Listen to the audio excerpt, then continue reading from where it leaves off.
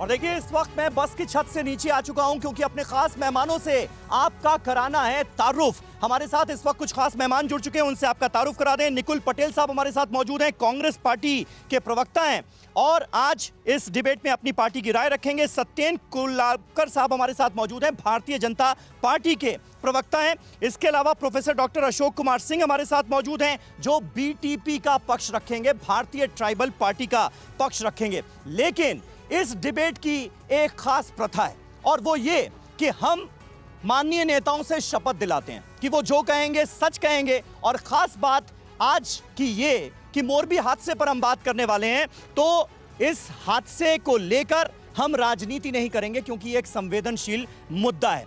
मैं चाहूंगा इधर से शुरुआत की जाए, पहले आप शपथ लें और उसके बाद फिर हम आगे की तरफ बढ़ेंगे।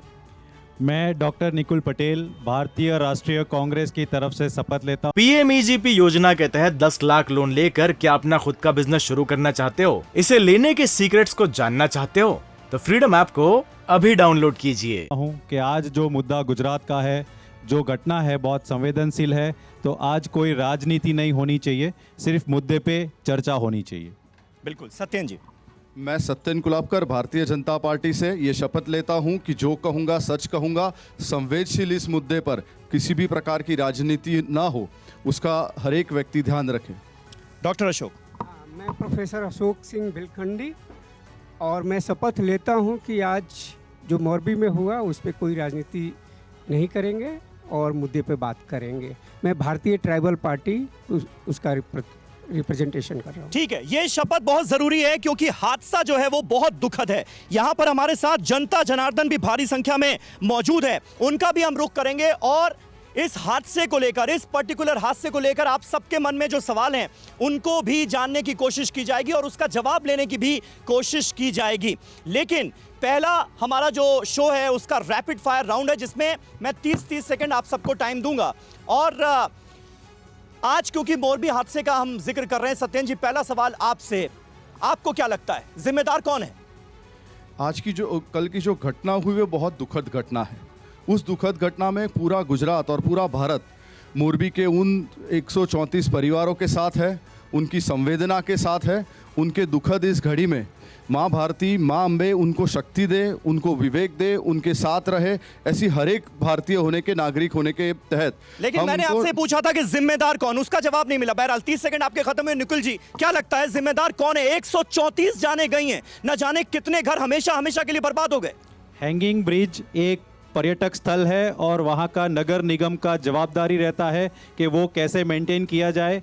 भारतीय जनता पार्टी शासित नगर पालिका ने ये प्राइवेट एजेंसी को दिया था।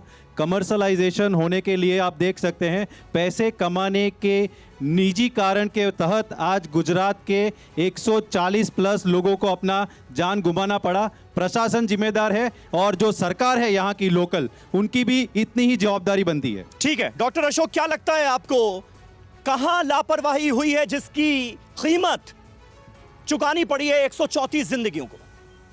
मैं सबसे पहले उन परिवारों के साथ में संवेदना बरतता हूं कि माइक थोड़ा ऊपर करेंगे और टू द पॉइंट जवाब देंगे इसमें 30 सेकंड। मैं उन परिवारों के प्रति संवेदना रखता हूं और इस घटना के लिए जिम्मेदार तो अभी वर्तमान के भारतीय जनता पार्टी की सरकार और उससे संबंधित जो उस ब्रिज में परियोजना में काम करने वाले ठेकेदार, उन लोगों को उसके लिए जिम्मेदार मानता हूं और इसमें पूरी तरह से भाजपा इसके लिए जिम्मेदार है। ठीक है, आपको ये लगता है कि भाजपा जिम्मेदार है। जनता के मन में क्या है वो भी जानने की कोशिश करेंगे, लेकिन अब हम डिबेट की शुरुआत कर रहे हैं और ये डिबेट अब सबके लिए ओपन है। लेकिन सत्येन जी पहला सवाल आज आपसे ही, क्योंकि मोरबी में जो कुछ हुआ उसने हम सबको ये सोचने को मजबूर कर दिया है कि इतना लापरवाह प्रशासन कैसे हो सकता है। 142 साल पुराना एक पुल 7 महीने पहले बंद किया जाता है, बाकायदा मरम्मत होती है और कहा यह जाता है कि अब यह पुल आपके लिए सेफ है। 26 तारीख को गुजराती नववर्ष था, अगर जहां तक मैं सही हूं तो उस दिन इस पुल को ओपन किया जाता है और यह होता है। मैंने जैसे आपको पहले ही बताया, बहुत दुखद घटना है और इस घटना का जो घटनाक्रम है वो भी देखने लायक था। हम लोगों ने, जो गुजरात का प्रशासन है उसने 5 लोगों की हाई पावर कमेटी की रचना की है। ये रचना इसलिए नहीं की है कि हम लोग उसको जो समय है वो निकाल सके। हमने रचना इसलिए की है कि जो तथ्य है वो सामने आना चाहिए। ये तथ्य की वजह से जो भी कोई चमरबंदी इसमें नाम आएगा, जिसका भी फ्लॉ इसमें दिखेगा, जिसकी भी त्रुटि इसमें दिखेगी, जिसका भी कार्य क्षेत्र से जो कार्य करना चाहिए उसकी जगह पर अगर नहीं, उसने ये तो कार्य आपको किया पहले हो, करना चाहिए था ना, वरना आप तो 134 परिवार सामने हमेशा आने के लिए बर्बाद हो गए सर। उसको सामने आने 134 के लिए। जिंदगियां खत्म हो गई। अब आप कह रहे हैं कि अब करेंगे। मैं ये पूछ रहा हूं कि सेफ्टी सर्टिफिकेट के बिना पुल को कैसे ओपन किया गया? ये सवाल इस वक्त गुजरात में देश की जनता के मन में है। यही सवालों का जब तटस्थ जवाब मिलेगा उस पर कार्रवाई होगी। और मैं आपके माध्यम से पूरे देशवासियों को ये आश्वस्त करना चाहता हूं कि जब भी ऐसा कोई हादसा अगर ये हुआ है, ये बहुत बड़ी दुखद घटना है और भारतीय जनता पार्टी एक भी चमरबंदी को, किसी भी जिसका वाक हो उसको नहीं छोड़ेगा। देश पूरा एकजुट होकर इस संवेदनशील दिन में ऐसे कठिन परिस्थिति में एकजुट होकर ऐसे कार्य करेगा जिससे कि उनको उपचार मिले, जिनको एटलीस्ट उनका जो कंटिजेंसी प्लानिंग है वो हो, उनको हॉस्पिटल की जो सारवार है वो मिले। पीएमईजीपी योजना के तहत 10 लाख लोन लेकर क्या अपना खुद का बिजनेस शुरू करना चाहते हो? इसे लेने के सीक्रेट्स को जानना चाहते हो? तो फ्रीडम ऐप को अभी डाउनलोड कीजिए।